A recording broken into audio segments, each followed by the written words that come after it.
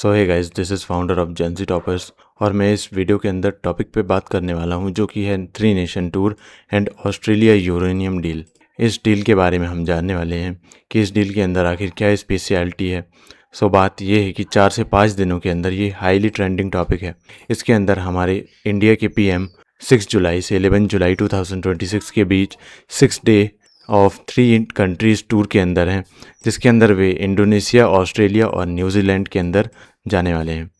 Already जा चुके हैं और इसका आउटकम हमें मिल चुका है। During this tour India has got more than 50 agreement, 50 plus outcome और एग्रीमेंट दोनों हमें मिले हैं। साथ ही इसके साथ एक डील इन्होंने फाइनली साइन कर लिया है कि ऑस्ट्रेलिया अब हाई अमाउंट ऑफ यूरेनियम देगा जितना हमारे इंडिया को रिक्वायर्ड है फॉर एनर्जी रिसोर्सेज।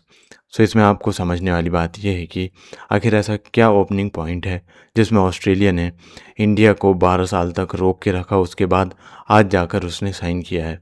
इसी को हम डिकोड करने वाले हैं। आज के वीडियो में हम जानने वाले हैं कि ये टूर क्या है और why this uranium deal is very biggest deal, और एग्रीमेंट्स वगैरह क्या हैं, और why what is about New Zealand और इंडोनेशिया में भी इन्होंने क्या किया। चलिए वीडियो को स्टार्ट करते हैं। सबसे पहले हमको समझना होगा section 1 the 2014 civil nuclear agreement. ये क्या है? देखिए, India and Australia had signed a civil nuclear agreement in 2014। उन्होंने 2014 में ही एक सिविल न्यूक्लियर एग्रीमेंट साइन किया था। अब आगे बढ़ने से पहले आप पूछेंगे सिविल न्यूक्लियर एग्रीमेंट क्या है। ये एक तरह का एक ऐसा एग्रीमेंट है जो अलाउ करता है exchange of nuclear material only for making electricity और एनर्जी, नॉट फॉर वेपन्स। और ये एग्रीमेंट इन्होंने खुद बनाया था, खुद में बनाकर इसे साइन किया था, जिसके तहत जो सिविल न्यूक्लियर एग्रीमेंट है उसमें सिर्फ आप वेपन नहीं बना सकते, सिर्फ इलेक्ट्रिसिटी और एनर्जी के लिए ही आप यूरेनियम का यूज़ कर सकते हैं, न्यूक्लियर मटेरियल का यूज़ कर सकते हैं। 12 साल पहले इन्होंने ये सब करके रखा था। अब इंडिया को इस समय इस एग्रीमेंट के तहत बहुत low amount of limited quantity of uranium Bharat के पास आता था, because Australia has some concern that कि अगर मटेरियल गलत हाथ लग गया बाय मिस्टेक तो ये वेपन्स बनाने में यूज़ होने लगेगा। इन सिंपल वर्ड, ये एग्रीमेंट 2014 में साइन तो हुआ था, लेकिन 2026 में फाइनल ऑपरेशन में आया, मतलब फाइनली चालू हुआ। This is the biggest why now. Point ये है कि पहले क्यों नहीं हुआ। इसको समझने से पहले आप एक टर्म और समझ लीजिए जो कि है IAEA सेफ गार्ड। ये क्या है सेफ गार्ड? मतलब this is the monitoring system जिसे इंटरनेशनल एटॉमिक एनर्जी एजेंसी इसका फुल फॉर्म है, which makes sures that the nuclear material is used only for peaceful purpose. ये इंश्योर कराता है कि पीसफुल पर्पस के लिए ही हमारा जो एनर्जी है वो यूज़ हो। इस तरह सेक्शन 1 के अंदर आप ये समझिए कि बैक देन 2014 में इन्होंने एक सिविल न्यूक्लियर एग्रीमेंट कर रखा था। अब इसके आगे की बात समझते हैं जो कि है section 2 the Melbourne summit, what actually happen. 2014 के मामले में मोदी जी हमारे जो थे वो ऑस्ट्रेलिया के अंदर गए 8 से 10 जुलाई 2026 के बीच। अब 8 से 10 जुलाई के बीच इन्होंने ऑस्ट्रेलिया का विज़िट किया। वहाँ पर 3rd India Australia annual summit हो रहा था। कहाँ था? मेलबोर्न समिट के अंदर। मेलबोर्न एक सिटी है जहाँ पर ऑस्ट्रेलियन प्रधानमंत्री एंथनी एल्बनीज़ भी वहाँ पर थे, दोनों अवेलेबल हुए।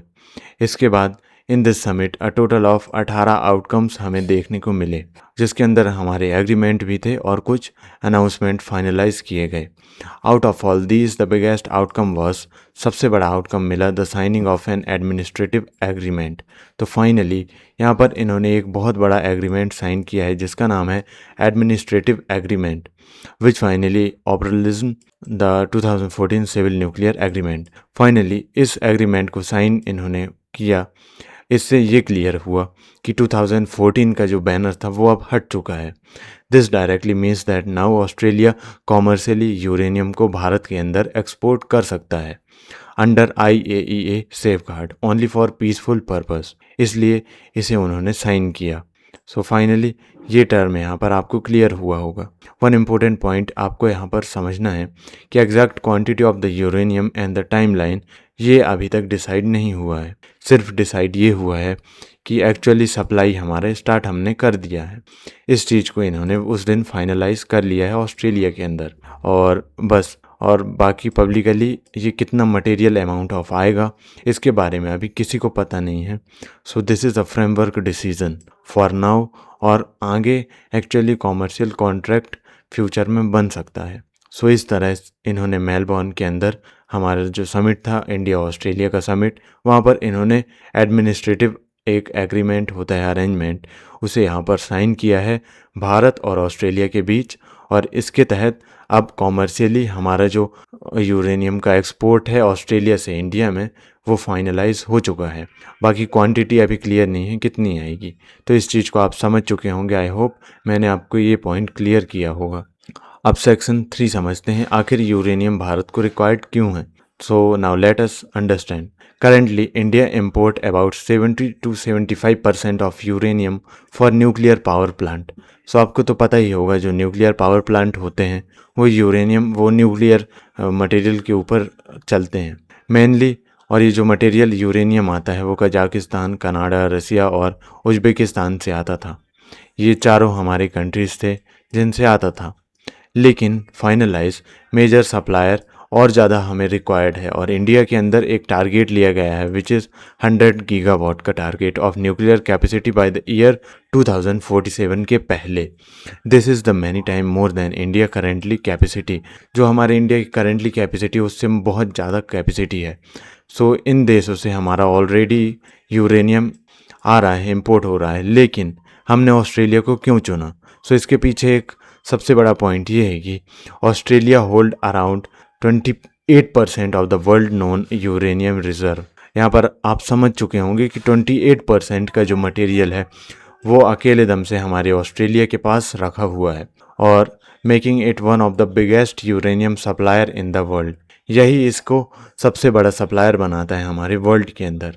इसलिए हमने इस पॉइंट को न चुनकर टारगेट को रखा, और ये टारगेट पूरा कैसे होगा तो ऑस्ट्रेलिया हमें कराने में हेल्प करेगा, इसलिए हमने ऑस्ट्रेलिया से यूरेनियम खरीदने का सोचा। इस तरह यूरेनियम डील इन्होंने ऑस्ट्रेलिया के साथ फाइनल करने का सोचा। आज के टाइम पर हमारा न्यूक्लियर कैपेसिटी ज़्यादा नहीं है, लेकिन 2047 के पहले 100 गीगावाट टारगेट हमने बनाया है और भारत को ये अचीव करना ही है। So if India get a new and reliable source from Australia, then India's energy security become stronger, and India's journey toward clean energy, nuclear energy is considered clean energy because it does not produce carbon emission, become faster. So हमारे India के अंदर nuclear plant इसलिए बनाए गए हैं क्योंकि carbon emission इससे बहुत कम होता है, और जो हमारे यूरेनियम है उससे जो न्यूक्लियस है वो इलेक्ट्रिसिटी जनरेट करता है, हाई अमाउंट ऑफ हीट वगैरह जनरेट होता है, और इससे क्लीन पावर जनरेट होता है। इसलिए इंडिया को क्लीन बनाने के लिए इन्होंने क्लीन पावर जनरेट करने के लिए लो कार्बन कैपेसिटी और इलेक्ट्रिसिटी एंड एनर्जी सिक्योरिटी को देखते हुए कार्बन को कम करने के लिए इन्होंने यहाँ पर ये डिसीज़न लिया है भारत के अंदर। सो आई होप आप समझ चुके होंगे कि why uranium matter for India.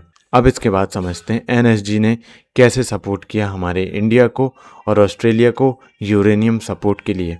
During the summit Australia said one more important thing, it again supported रिटेड support for India membership of the NSG. So हमारे इंडिया के अंदर एक और टर्म चल रहा है which is NSG, nuclear supplier group. ये 48 मेंबर्स ऑफ एक ग्रुप है जिसके अंदर ये लोग न्यूक्लियर्स का सप्लाई करते हैं, न्यूक्लियर का मटेरियल यहाँ से वहाँ एक्सपोर्ट इंपोर्ट करते रहते हैं।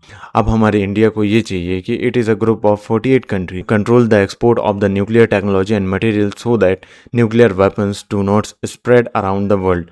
This is called non proliferation. So देखो एनएसजी ये इसलिए इसको बनाया गया है न्यूक्लियर सप्लायर ग्रुप क्योंकि इससे आउट में कोई भी देश अपना न्यूक्लियर वेस्ट करके या फिर गलत यूज़ के लिए सप्लाई ना करे, इसलिए इस ग्रुप को बनाया गया है। और इसी के अंदर मेंबरशिप लेने के लिए इंडिया सालों से ट्राई कर रहा है, और इसी के समर्थन में हमारे ऑस्ट्रेलिया ने बोला है कि हाँ इंडिया को इसे देना चाहिए, एनएसजी के अंदर मेंबरशिप ज़रूर देना चाहिए। लेकिन चाइना जैसे देश इसे लेने के लिए ब्लॉक करते हैं, मतलब वो चाहते हैं कि इंडिया को ये ना मिले। इसलिए हमारा ऑस्ट्रेलिया सपोर्ट करता है और वो बोलता है कि डिप्लोमेटिक विन होगा अगर इंडिया को ये मिलता है और ये मिलना चाहिए। सो ये है, इसलिए हमारे NSG सपोर्ट अ डिप्लोमेटिक बोनस जो कि ऑस्ट्रेलिया हमें सपोर्ट कर रहा है वो हमें किसी भी रूप में मिल रहा है। सो एक सेक्शन ये हो गया। इसके बाद सेक्शन 5 है डिफेंस एंड सिक्योरिटी कॉपरेशन। इसके अंदर apart from the nuclear deal both countries sign, nuclear deal के अलावा इन कंट्रीज़ ने और कुछ भी साइन किया है, जिसके अंदर Australia India joint declaration on defence and security corporation 2026। This declaration renew the old 2009 joint declaration on security. 2026 का डिफेंस और हमारा सिक्योरिटी का जो इन्होंने एक सिग्नेचर किया है वो 2009 जो old joint declaration on security था उसे पूरी तरह से रिन्यू करेगा। सो ये कैसे करेगा? सो ये एक कॉन्सेप्ट है, इसको समझ लेते हैं। So it focuses on interoperability of forces meaning both countries military can work together easily. First है हमारा, ये ऐसा चाहते हैं कि जो हमारा इंडिया और ऑस्ट्रेलिया की आर्मी है वो एक साथ मिलकर काम कर सकें, कैपेसिटी बिल्ड कर सकें और सी रिलेटेड डोमेन कॉरपोरेशन भी यहाँ पर किया जा सके और डिफेंस इंडस्ट्रियल कोलैबोरेशन भी किया जा सके, साइबर सिक्योरिटी में आगे बढ़ा जा सके और काउंटर टेररिज्म और इसी के साथ humanitarian assistance and disaster relief मिल सके, इसके लिए भी काम किया जा सके। आपको अपने दिमाग में एक बात ये रखनी है कि no big weapon procurement deal ये वेपन बाइंग डील नहीं है, ये सिर्फ अनाउंसमेंट है और ये एक फ्रेमवर्क या रोड मैप की तरह यहाँ पर इन्होंने बनाया है।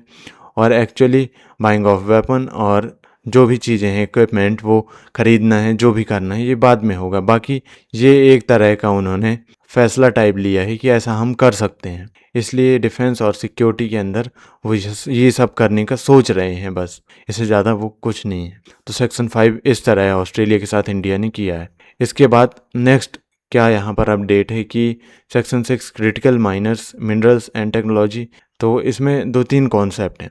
पहला है pact partnership on cyber critical technology and supply chains और सेकेंड है हमारा Australia Canada India technology and innovation partnership और थर्ड ये अपना इन्वेस्टमेंट पार्टनरशिप है। तो ये क्या है? तो इंडिया और ऑस्ट्रेलिया टुगेदर क्रिएट पैक्ट, ये दोनों ने पैक्ट को बनाया है। ऑस्ट्रेलिया इंडिया पार्टनरशिप के अंदर on cyber security critical technology and supply chain, जिसका पर्पस है साइबर सिक्योरिटी को दोनों देशों के अंदर इंक्रीज़ करना, कॉपरेशन और क्रिटिकल टेक्नोलॉजी लाइक सेमीकंडक्टर को अपनाना और सप्लाई चेन्स इनको डाइवर्सिफाई करना, जिससे हमें दूसरे कंट्री के ऊपर डिपेंडेंसी कम होगी। सेकेंड हमारा टर्म है ECITI। So at this summit one more trilateral 3 country MOU was sign. एक और उन्होंने साइन किया है between Australia Canada and India, जिसको ACITI नाम दिया गया है। ये फाइनली फोकस करेगा AI के अंदर artificial intelligence, green energy technology, critical minerals, cyber security, quantum computer and advance manufacturing के ऊपर। इसे भी ये डील भी इन्होंने साइन किया है। इसी के साथ ये दोनों डील हैं जिनको भारत ने साइन किया है और इसी के साथ critical mineral investment partnership both country decided to work together on 5 identified project for the co investment in the critical mineral.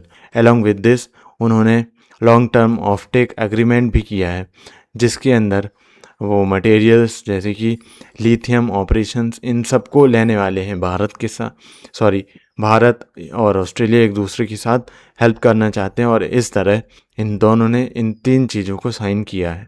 इसके बाद नेक्स्ट डील क्या हुआ है ऑस्ट्रेलिया के साथ? सो एक स्पेस कॉपरेशन डील भी इन्होंने किया है। An interesting announcement was made at the summit, जिसके अंदर ऑस्ट्रेलिया एक टेम्परेरी स्पेस ट्रैकिंग टर्मिनल जो कि है कोकोस कीलिंग एक आइलैंड है उसके अंदर बनाएगा, which will support Gaganyaan human space flight mission. और इससे हमारे इंडिया को सपोर्ट मिलेगा गगनयान मिशन के अंदर।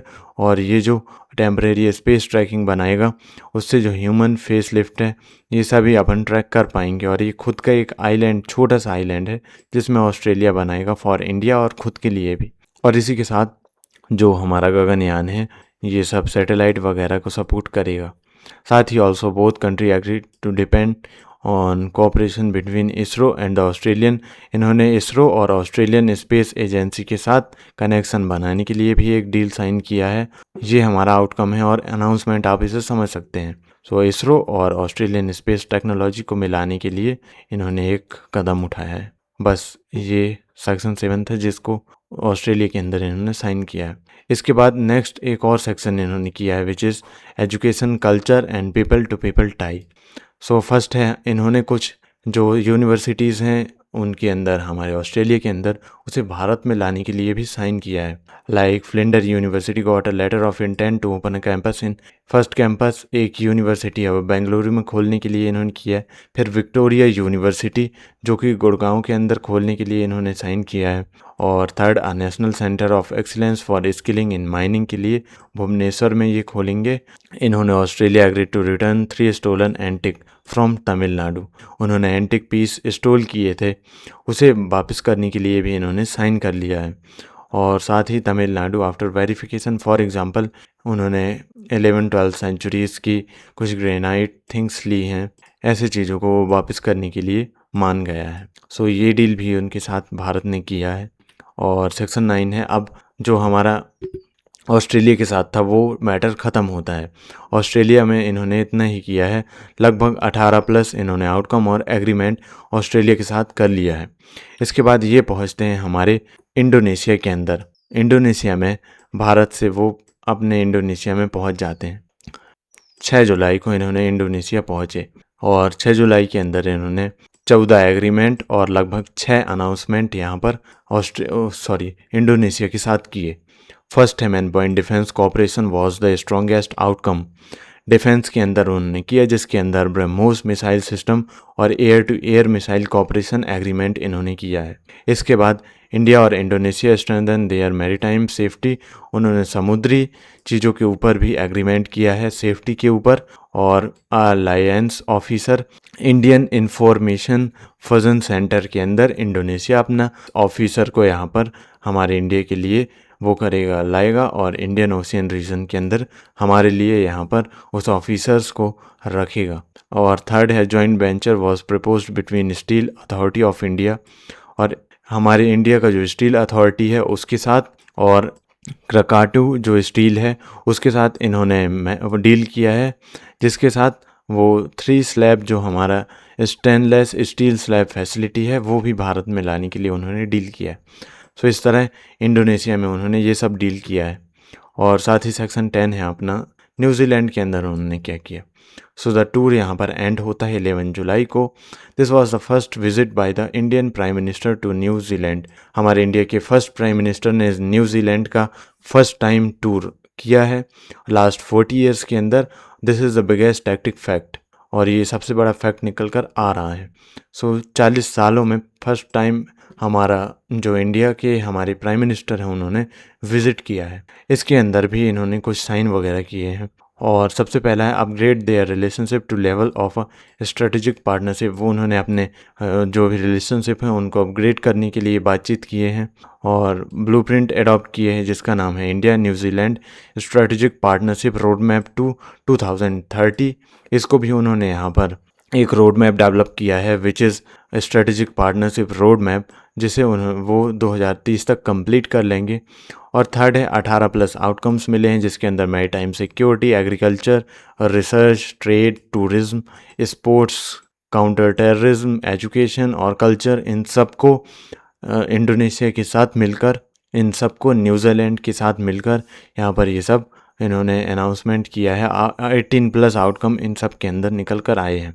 उन्होंने यहाँ पर फ्री ट्रेड एग्रीमेंट का भी एक टारगेट रखा है जिससे बायलैटरल ट्रेड इंक्रीज़ होगा और New Zealand $7 billion 35,000 crore rupees by 2013 तक हो जाएगा। तो इस तरह न्यूजीलैंड में भी इन्होंने सब कुछ किया है। और लास्ट है started a research partnership between Goa national centre polar, जो हमारा पोलर गोवा के अंदर रिसर्च सेंटर है, और यूनिवर्सिटी ऑफ कैंटरबरी जो कि हमारा न्यूजीलैंड के अंदर है, उन दोनों के बीच रिसर्च के लिए इन्होंने एग्रीमेंट किया है लगभग। और इसी के साथ जो हमारी यूनिवर्सिटी हैं स्टडीज़ के लिए इन्होंने यहाँ पर फाइनलाइज किया है। तो ओवरऑल पिक्चर्स को देखें तो इन्होंने इंडो पैसिफिक स्ट्रेटजी को यहाँ पर 3 टूर के अंदर कवर किया है, which is Indonesia, Australia and New Zealand.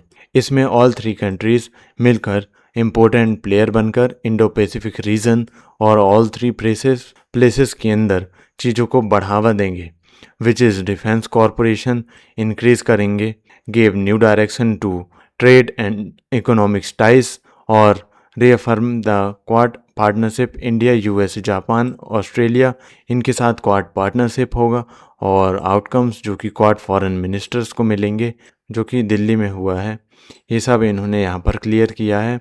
और क्लियरली इनका स्ट्रेटजी ये सब निकल कर आया है कि ये स्ट्रेटजी से ये काम करने वाले हैं। सो ये जो टूर था ये सिर्फ एक विज़िट नहीं था, यहाँ पर इन्होंने big picture India energy security, defence, technology और रीजनल डिप्लोमेसी के लिए लिया है। सो इस तरह अगर पूरे सब समरी को देखा जाए, लगभग इम्पोर्टेंट स्टैटिस्टिक क्विक रिवीजन को देखा जाए, तो 6 से 11 जुलाई के बीच उन्होंने सब कुछ किया, यहाँ पर विज़िट वगैरह, फिर न्यूक्लियर एग्रीमेंट किया, 3rd annual summit of the Australia इन्होंने वहाँ पर किया, यूरेनियम का डील किया, 100 गीगाबाइट का टारगेट रखा और 48 मेंबर्स एनएसजी के अंदर इन्होंने सपोर्ट के लिए इनको ऑस्ट्रेलिया ने सपोर्ट किया। ACITI के अंदर इन्होंने पार्टनरशिप किया, पैक्ट वगैरह बनाया और गगनयान के लिए एक खुद का आइलैंड जो ऑस्ट्रेलिया देगा उसके अंदर ये लोग सब सिस्टम बैठाएंगे। और न्यूजीलैंड PM के साथ इन्होंने बातचीत की, इंडोनेशिया प्रेसिडेंट के साथ किया और साथ ही 2047 तक इन्होंने बहुत बड़ा टारगेट सेट किया है। फाइनल कंक्लूजन इज़ दैट कि 12 साल के वेट के बाद बहुत बड़ा चेंज हमें देखने को मिलेगा और यहाँ पर फाइनली एग्जैक्ट क्वांटिटी पता नहीं है और टाइमलाइन, बाकी सप्लाई इंडिया को अब मिलने लगेगा फॉर कॉमर्शियल यूज़। और जो फाइनली कॉम्प्रिहेंसिव इकोनॉमिक्स कोऑपरेशन है वो स्टिल पेंडिंग है यहाँ पर अभी। और फाइनली इन्होंने इकोनॉमिक्स के लिए, इकोनॉमी बढ़ाने के लिए बहुत चीज़ों के बारे में सोचा है और डिफेंस कोऑपरेशन फ्रेमवर्क इनका रेडी है, लेकिन अभी कोई डील वगैरह यहाँ पर नहीं हुआ है। बस अब देखना ये है कि आगे क्या होता है। आज के लिए बस इतना ही। Thank you for watching. अगर आपको ये वीडियो अच्छा लगा हो तो लाइक, शेयर एंड सब्सक्राइब ज़रूर कीजिएगा और कमेंट में वैल्यूएबल फीडबैक दीजिए और मिलते हैं अगली वीडियो में। तब तक के लिए बहुत बहुत धन्यवाद।